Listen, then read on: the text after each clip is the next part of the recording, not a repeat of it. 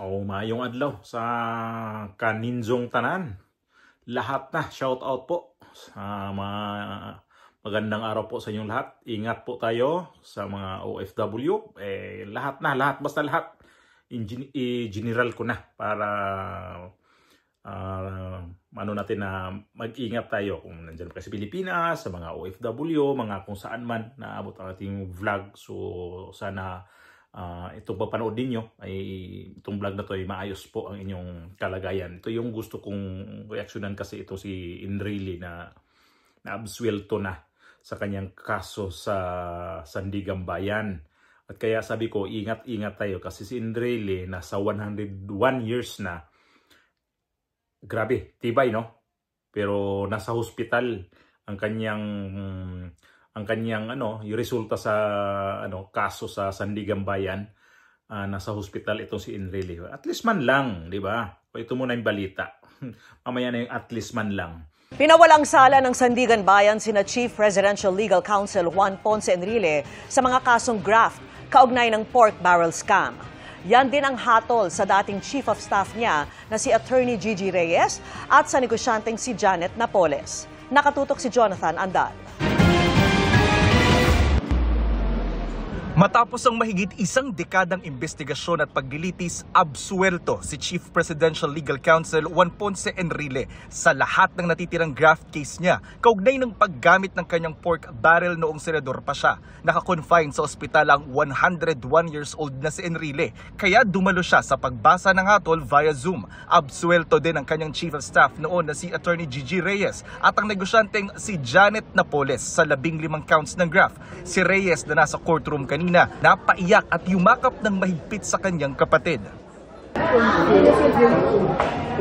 Sa desisyon ng Sandigan Bayan Special 3rd Division, sinabing bigo ang prosekusyon na ipakitang guilty sila beyond reasonable doubt sa pagbulsa ng sinasabing mahigit 172 million pesos mula sa Priority Development Assistance Fund o PDAF ni Enrile na idinaan sa mga non-government organizations o NGO ni Napoles. Sabi ng korte, inakusahan sina Enrile ng evident bad faith o masamang intensyon o kaya ay manifest partiality o halatang pagkiling, mga elemento para sabihing graft ang kanilang ginawa. Pero hindi raw ito napatunayan sa iprenesentang mga liham ni Enrile kung saan hinihingi lamang niya ang pag-release ng kanyang PDAF. Sa ibang liham, naglista lamang si Enrile ng mga proyekto na ibabangga sa kanyang PDAF pero wala siyang binanggit na NGO. Hindi rin daw napatunayan na humingi o tumanggap si Enrile ng mga kickback mula sa kanyang PDAF kapalit ng kanyang sinasabing pag-endorso umano sa mga NGO. Hindi raw nasuportahan ang alegasyon sa testimonya ng testigo ng prosekusyon na makapag-uugnay sana kay Enrile sa pagtanggap ng kickback. Bagamat sinabi rin ni Ruby Tuason na nag-deliver siya ng pera para kay Enrile, kulang naman sa detalye ang kanyang testimonya kung magkano, para sa anong proyekto, petsa at lokasyon kung saan ito tinanggap ni Reyes. May pagkakaiba rin daw ang mga testimonya ni Tuason at ng whistleblower na si Ben Hurluy, kaya nabahiran daw tuloy ng duda ang mga testimonya ng dalawa. Sinabi rin ni Loy na hindi niya kailanman nakilala si Enrile, di niya ito nakita sa opisina ni Napoles at hindi niya nakita ang anumang pag-deliver ng kickback sa dating senador. Sabi rin ng Sandigan Bayan, umamin si Loy na pineke nito ang ilang liquidation documents, pati ang pirma ni Jose Antonio Evangelista, kapwa-akusado at dating Deputy Chief of Staff ni Enrile. Unanimous ang decision ng tatlong mahistrado ng Sandigan Bayan na nag-absuelto kina Enrile. Pirmado ito ni na Associate Justice Ronald Moreno, Arthur Malabagyo at Juliet Manalo San Gaspar ng Sandigan Bayan Special 3rd Division. Bukod kina Enrile, Reyes at Napoles, absuelto rin ang ilan pang co-accused nila na staff ni Enrile, mga opisyal ng DBM, Technology and Resource Center at ibang pribadong individual. Sa isang pahayag, nagpasalamat sa Diyos si Enrile sa anyay vindication sa kanya. Nagpasalamat din siya sa mga maestrado ng Sandigan Bayan na masusi raw pinag-aralan ng mga ebidensya at patas na nilitis ang kaso. Wala ring ipinataw na civil liability kina Enrile at Reyes at sa iba pang akusado. Pero si Napoles at ang iba pa pinatawan ng civil liability na abot sa 338 million pesos. Batay kasi sa mga ebidensya, napatunayang si Napoles ang tunay na may-ari at may kontrol sa mga NGO na nakatanggap ng pondo ng gobyerno. So ang dami nilang inabsuelto sa kaso, si Napoles, kung sino-sino ba to, yung Gigi Reyes, ano ba to niya, secretary niya, personal secretary at ni Juan Ponce Enrile. Kasi ito yung sa ano dati, di ba? Kaso nila magkasabay to sila nakulong dati. Although wala na ako sa Pilipinas nung nakulong to eh. Itong si Juan Ponce Enrile. Panahon kasi ito ni Pinoy noong time na to. Yung mga pidaf noon. Ito mga, ano ba? Mga, ano bang tawag dito sa mga badge? Parang may kagaya ngayon. Ito yung gulo nila noon.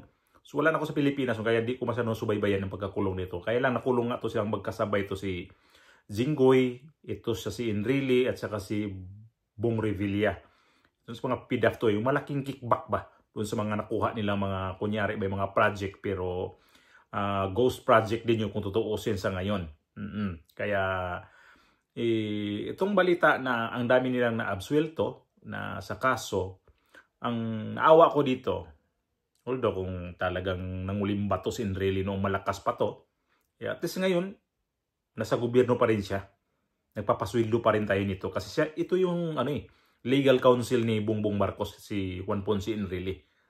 So, 101 years nasa gobyerno nagtatrabaho. Or Guinness yata ito Kasi ganitong edad nagtatrabaho ka sa gobyerno. Pero nakita naman natin kung saan siya ngayon. Nasa hospital. Nasa Makatimid daw ito Naka-confine. Sa edad ba naman ng ganito na 100 plus ka na, hindi mo na talaga yung health condition mo kasi 100. Dito siya umabot ng 101. Ang tibay ng nito ang tibay ng katawan ni Juan Ponce Enrile. Sabi ko nga, at least man lang, bago siya, hindi naman natin alam kung ano mangyayari sa kanya. May edad na. Swerte nga siya. Nasa Pilipinas lang, naabsuelto ang kanyang kaso. Ito si Pangulong Duterte nandito sa Europe, nasa Dahig, nakakulong. Hindi natin alam din yan kung hanggang kailan itatagal ang kanyang buhay. Ito si Enrile, swerte mo. Swerte mo, Enrile. Kailan ka lang tinira mo si dating Pangulong Duterte. Ngayon pala, nasa hospital ka din. Hindi ko naman sinabi na sana maano ka na. Mawala ka na. Hindi ko na sinabi yun. Ang swerte mo, kahit man lang kahit papaano, lilisan ka sa mundong ito. Yung wala ka ng kaso na makapag-ano sa'yo, bagabag. Kasi kung tutuusin din yun, pera ng taong bayan din yun Na kung totoo yun, na mayroon kayong mga kickback noon, pera na taong bayan yun, Enrile. So, kung naabsuelto ka dito sa batas sa lupa, pagdating naman siguro sa itaas, hindi ka makakalusot. Swerte mo. Kasi, nalinis mo ang iyong pangalan bago ka man lang lumisan. Hindi naman alam to kaya ito lilisan kasi nandiyan naka-confine, naka-oxygen nga Ang swerte ninyo. Kasi isa pa, umabot ka sa 101 years mo. Pangalawa, aalis ka halimbawa na wala ka ng kaso. Pero para sa akin, yung mga ginagawa ninyo noon, imposible naman yan kaya hindi totoo yan. Alam naman natin kung gaano ba talaga ang batas sa Pilipinas. Kaya kayo na absuelto. Sabi ko nga, itong nangyari ngayon sa mga flood control, mangyayari ulit ito.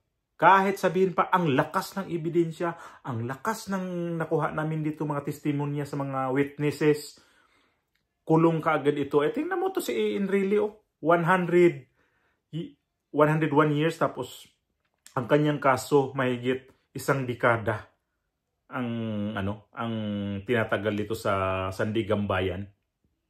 Ang dami na nga mga kaso dyan na mga kilala natin ng mga politician na hindi talaga sila nakukulong ng habang buhay.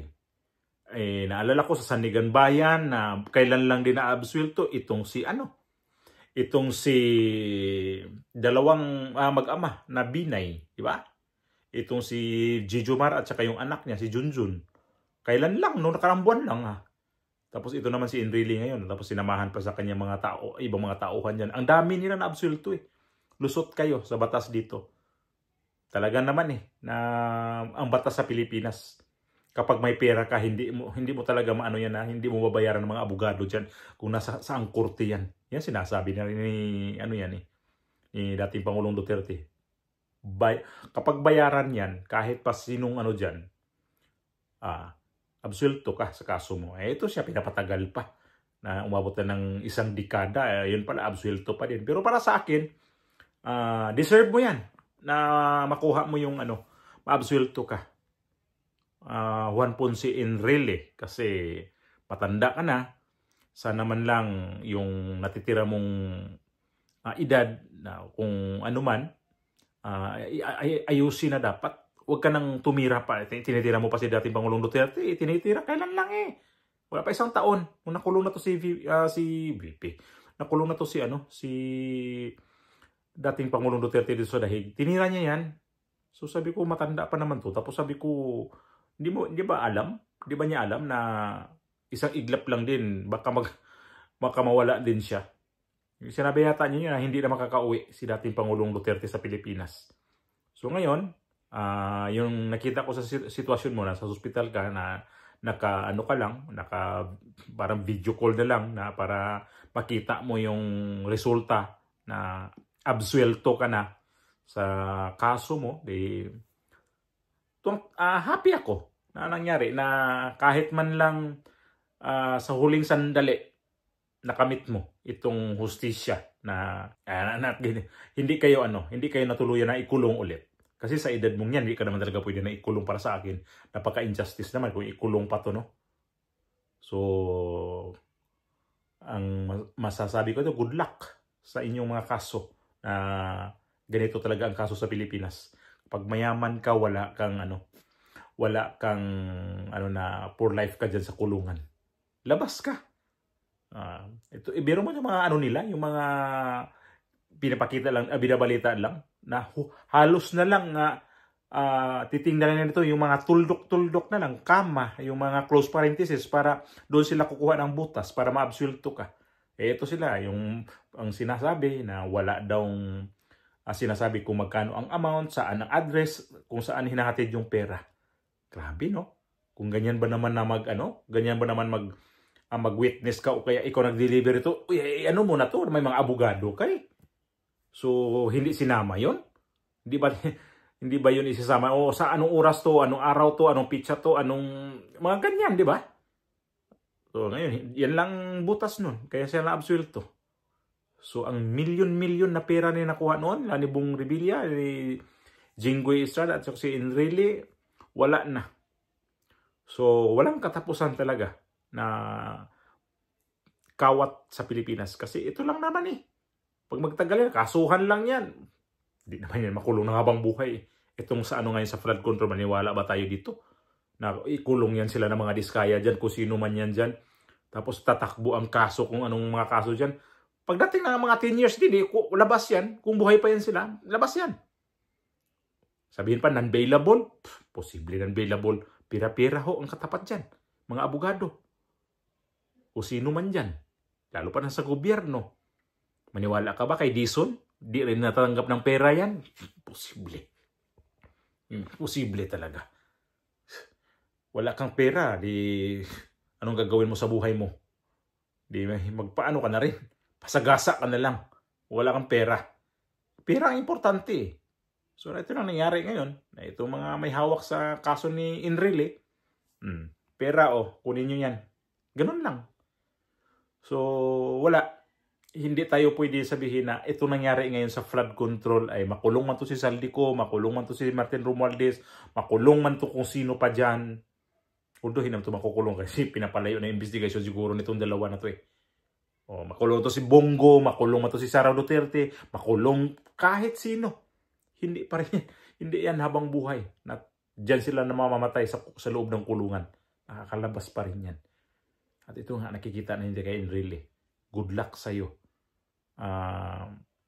Enrile, kasi sana matiwasay talaga ang iyong pagkatao nito kasi absuelto ka na Ano na kayo? Tingnan mo, walang ebidensyang matibay. Walang ebidensyang matibay pero mayroong nakakita sa inyo na matindi ang inyong ginagawa noon. Hindi naman abot kayo sa ganun kung hindi rin talaga hindi rin kayo nakikita noon. At ang nakikita, ang ko pala nito, parang ito yata si Dilima yata nagpapakulong nito mga to So, ganun lang, ganti-ganti. Kung sino yung nakapwesto, gantihan yung isa, gantihan. Ganun lang. So, good luck! News.